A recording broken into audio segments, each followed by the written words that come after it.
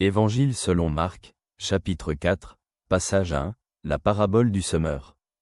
Il se mit de nouveau à enseigner au bord du lac. Une foule immense s'assembla autour de lui, si bien qu'il monta dans une barque et s'assit tandis que toute la foule était sur le rivage du lac. Il leur enseignait beaucoup en paraboles. Dans son enseignement, il leur disait, « Écoutez, le semeur sortit pour semer. Et comme il semait, des graines tombèrent le long du chemin, les oiseaux vinrent et les mangèrent. D'autres tombèrent sur des endroits pierreux où elles n'avaient pas beaucoup de terre, elles poussèrent immédiatement, car le sol était peu profond. Mais quand le soleil se leva, elles furent brûlées et, faute de racines, elles séchèrent. D'autres tombèrent parmi les épines. Les épines poussèrent et les étouffèrent, et elles ne donnèrent pas de récolte. Enfin, d'autres tombèrent sur la bonne terre, donnèrent du fruit qui croissait et se développait, et produisirent une récolte de 30, 60 et 100 fois plus. Et il ajouta, que celui qui a des oreilles pour entendre écoute. Arrêtons-nous un moment sur ces mots.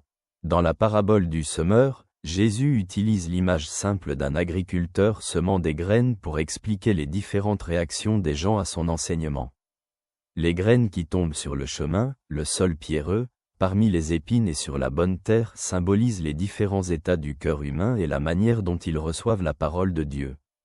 Jésus indique que seules les graines tombées sur la bonne terre ont produit une abondante récolte. Cela signifie que seuls ceux qui accueillent la parole de Dieu avec un cœur ouvert et prêt expérimenteront la plénitude de sa puissance et de ses bénédictions. Cette parabole est une invitation à réfléchir sur la manière dont nous recevons la parole de Dieu. Sommes-nous comme la bonne terre, prêts à accueillir et à cultiver ce que Dieu nous donne? Réfléchissons aux obstacles qui peuvent bloquer la croissance de la parole de Dieu dans notre vie.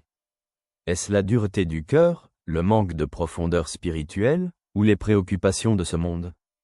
Jésus nous encourage à travailler sur notre intérieur afin que nous puissions apporter une abondante moisson dans notre vie spirituelle. Je suis content d'avoir pu être avec toi, salutations.